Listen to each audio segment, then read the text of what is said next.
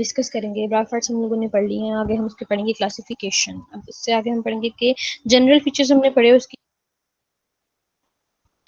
अस्सलाम वालेकुम class.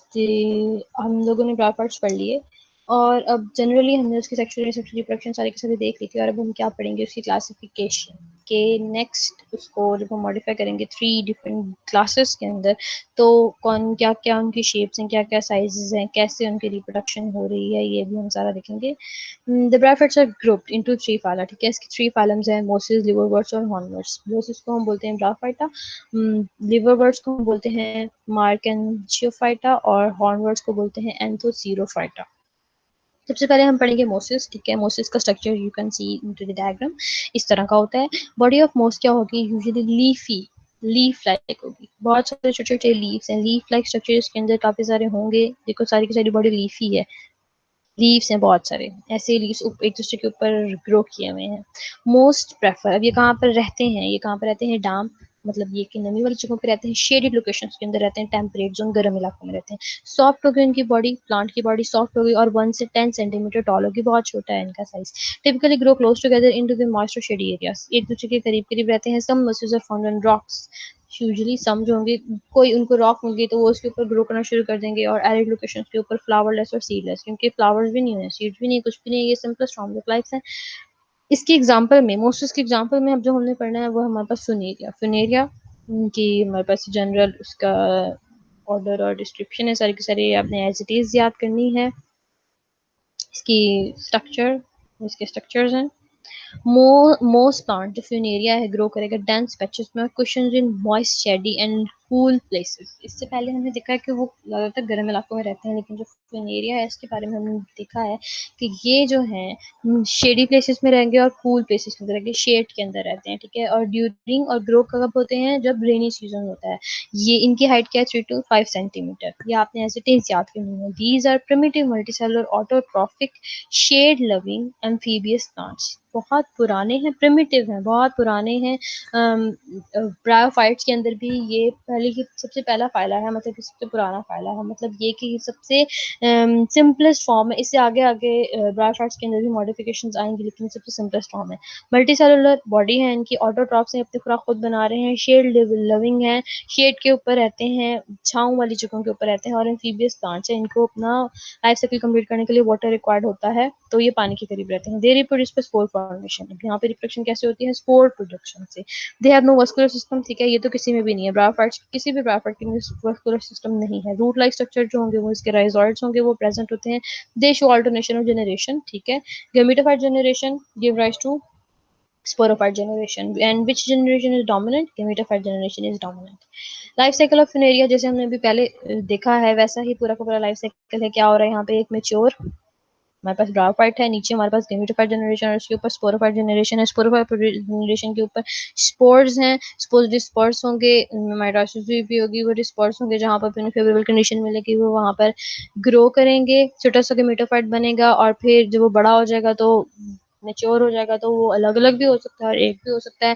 Mail gametophyte अलग से बन रहा है और फीमेल रिप्रोडक्टिव मेल गेमेटोफाइट अलग से बन रहा है, फीमेल गेमेटोफाइट अलग से बन रहा है। और वही प्रोसेस दोबारा से होगा कि जो एंथीरोजॉइड्स हैं वो मूव करेंगे एग के अंदर, ये वाली नेक कैनाल जो होगी वो रप्चर होगी और उसके बाद फर्टिलाइजेशन होगी, उसके अंदर आहिस्ता आहिस्ता जो है डेवलपमेंट होगी और फिर हमारे पास नेक्स्ट जनरेशन प्रोड्यूस कर जाएगी उसके ऊपर। मतलब यहाँ पर है ना, यहाँ तक ये हमारे पास गेमेटोफाइट जनरेशन है, इसके ऊपर ग्रो करनी है हमारे पास स्पोरोफाइट जनरेशन। तो फिर यहाँ से स्पोरोफाइट जनरेशन ग्रो कर जाएगी और फिर ये पूरा का पूरा साइकिल आगे चलेगा। ये हमने पढ़ लिया मोसिस। मोसिस के बाद जनरल डिस्क्रिप्शंस की हमने देख लिया। इसके आगे हम देखते हैं मार्केंथोसीरोफाइटा, इसको हम लिवर वर्ड्स भी बोलते हैं और इसका स्ट्रक्चर जनरली इस तरह होता है, पत्ते पत्ते की तरह, बड़े बड़े लीवर की तरह के पत्ते होते हैं, इसलिए इसको लिवर वर्ड्स बोलते हैं। लूब्स होती हैं इसके अंदर different. The name liverworts arose, इसका नाम लिवर वर्ड्स क्यों है, because lobes of the thallus resemble to the lobes of the liver, जैसे लिवर की लूब्स होती हैं इसी तरह इसकी भी लूब्स हैं डिफरेंट। देखो ये देखो, ये एक लूब बनी हुई है और दूसरी लूब बनी हुई है डिफरेंट, तो इसी तरह इसको हमने लिवर वर्ड्स का नाम दिया। Many have a flattened body, usually इनके फ्लैट सरफेस की बॉडी होती है। जो थैलस होगा लीफी अपीयरेंस होती है, फ्लावर नहीं होते हैं, स्पोर प्रोड्यूसिंग प्लांट है ये भी। स्पोर प्रोड्यूसिंग जो with the spore producing in small capsules. जो स्पोर्स होंगे वो छोटे छोटे कैप्सूल जो के बन रहे थे अभी पीछे फिनेरिया के अंदर वैसे ही होंगे, टिपिकली स्मॉल होंगे। इसका क्या साइज है, 2 to 20 मिलीमीटर वाइड होगा। Individual plant less than 10 centimetre long, बहुत छोटा है। सर्टन स्पीशीज में cover large patches of ground, rocks, trees और any other reasonably firm substance on which they occur। अब मार्केंशियो फाइटा की जो हमने एग्जांपल पढ़ी है वो है रिसिया। रिसिया जो है वो हमारे पास डिवीजन ब्रायोफाइटा है। हेपेटिस हेपेटिसिडोटिसॉप हेपेटिसॉप हेपेटिकॉप्सिडा, मार्केंस मार्केंटियालिस और रिसिएसी। और रिसिया जो है इसका जेंडर है। आगे इसकी शेप, इसका स्ट्रक्चर देखना आप कैसा है। हमारे पास झाड़ी जैसा स्ट्रक्चर है इसका। आगे उन्होंने बताया हुआ है all the species grow on terrestrial plants. यहाँ पर डिसिया की जो स्पीशीज हैं वो टेरेस्ट्रियल हैं, ठीक है। सारी की सारी प्लांट जो हैं वो सॉइल के ऊपर रह रहे हैं, डैम सॉइल के ऊपर रह रहे हैं। सिर्फ और सिर्फ एक रिसिया फ्लूइटन्स जो है वो ग्रो करता है वाटर के अंदर। थायलॉइड बॉडी है इसके अंदर, स्मॉल फ्लैटेंड ब्रांच जैसे हमने पहले देख लिया है। और dorsal surface shows prominent midrib. जैसे लीफ का स्ट्रक्चर होता है उसके अंदर प्रोमिनेंट मिडरिप होती है, दरमियान की वेन होती है, इस तरह इसके अंदर भी है। वेंट्रल सरफेस जो डॉर्सल सरफेस है उसके अंदर मिडरिप नजर आती है, जबकि वेंट्रल सरफेस जो है presence of large number of rhizoids and scales. जैसे एक पत्ता बनाओ, पत्ते के ऊपर एक जगह पत्ते जैसी होती है, नीचे वाली जगह के ऊपर जो है हमारे पास राइजोइड्स उगे हुए होंगे, रूट और रूट लाइक स्ट्रक्चर और स्केल लाइक स्ट्रक्चर उगे हुए होंगे, वैसा होगा लाइक दिस। अब आगे उन्होंने बताया हुआ राइजोइड जो उसके पत्ते के नीचे जो रूट लाइक स्ट्रक्चर्स होंगे उसके वो किस तरह के होते हैं। दो तरह के राइजोइड्स होते हैं इसके अंदर, स्मूथ वॉल्ड और ट्यूबरक्यूलेट। स्मूथ वॉल्ड कौन से होते हैं, smooth walled smooth inner walls living cells main function is absorption. See this, ये हमारे पास जो है राइजोइड, ये स्मूथ वॉल्स है। इसकी अंदर वाली वॉल जो है देखो बिल्कुल स्मूथ है, जैसे बाहर वाली बिल्कुल सीधी है, इस तरह अंदर वाली लाइनिंग भी बिल्कुल सीधी है। जबकि ट्यूबरकुलेट राइजोइड जो होते हैं वो देखो अंदर वाली वॉल जो है वो टर्न हुई हुई है काफी काफी जगहों से, वो बिल्कुल सीधी लाइन नहीं है। ये और ये देखो, तो ये हमारे पास होते हैं ट्यूबरकुलेट। पेज लाइक प्रोजेक्शन होते हैं इनर वॉल के अंदर, डाइवर्ड of protoplasm main function mechanical support. तो जो ट्यूबरकुलेट राइजॉइड्स होते हैं वो सपोर्ट प्रोवाइड कर रहे होते हैं, जबकि स्मूथ वॉल्स होते हैं वो एब्जॉर्ब कर रहे होते हैं, पानी एब्जॉर्ब करने है जमीन से, जैसे स्टेम करते हैं वैसे ये भी कर होते हैं। अब अगर हम इनकी स्केल्स की तरफ देखें तो वो कैसे हैं, present on the ventral surface of the thallus. Thallus के वेंट्रल पोर्शन के ऊपर छोटे छोटे स्केल लीफ लाइक स्ट्रक्चर्स होते हैं। ईच के लिए simple multi cellular and one cell in thickness. बहुत छोटे छोटे सेल्स होते हैं, एक से एक सेल की थिकनेस वाले होते हैं। अच्छा, अब हमारे पास क्या है, ये हमारे पास एग्जांपल खत्म हो गई। हमारे पास मार्केंशियोफाइटा भी हमने पढ़ लिया। अब नेक्स्ट जो हमने पढ़ना है वो है एंथोसीरोफाइटा। एंथोसीरोफाइटा जो होते हैं वो हॉर्न बर्ड्स होते हैं। ये बेसिकली आपको बताया जा रहा है ताकि आपको पता चल सके कितनी ज्यादा डाइवर्सिटी है ब्रायोफाइट्स के अंदर। ये भी फ्लावरलेस होंगे, स्पोर प्रोड्यूसिंग प्लांट्स होंगे और प्रोड्यूस करेंगे। इसको हम हॉर्न लाइक इनको हम हॉर्नबर्ड्स क्यों बोलते हैं, क्योंकि इनकी नीडल लाइक कैप्सूल होता है। देखो नीडल लाइक अपीयरेंस है इसकी, इसलिए इसको बोलते हैं। और flattish green sheet, single single सीधी सीधी ग्रीन कलर की शीट्स हैं लंबी लंबी, जो इसकी कोई 100 स्पीशीज आइडेंटिफाइड है हमारे पास। और ये इसका जनरल हमारे पास रिप्रोडक्शन का मेथड बताया हुआ है, जैसे मैंने पहले आपको सारा का सारा बताया, वो ही सारा का सारा कि सेक्सुअल रिप्रोडक्शन जो कि फ्रेगमेंटेशन से हो रही है, ट्यूबर से हो रही है, एपिसिस से हो रही है।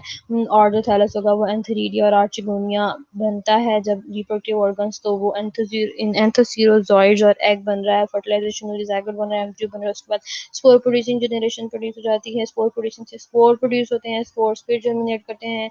और इसी तरह हमने देन हमारे पास थर्ड जनरेशन की थर्ड जनरेशन एक दूसरे के साथ मूव करती जाती है।